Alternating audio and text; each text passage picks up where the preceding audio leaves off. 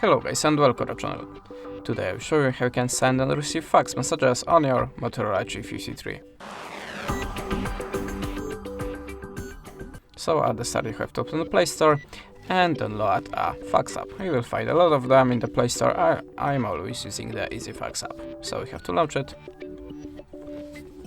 And then add the permissions to the camera and to the files, and if you want to choose the document to send, just click on this little plus and choose the source of your document. I will choose something from my gallery, like this one, and click import.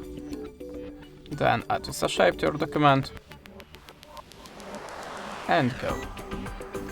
Now, there is a place where you can choose the filter for your document to make it more visible.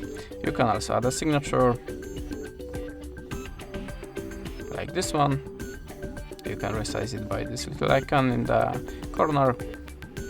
If you already click here, you can also add a text or like graffiti to your document. So, if you already click the accept icon and type the number here.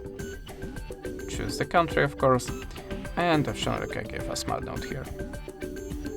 And now, if you want to send only this one, just click on this little button, but if you want to add more documents, maybe from the other source, click on the plus again, and do it like before.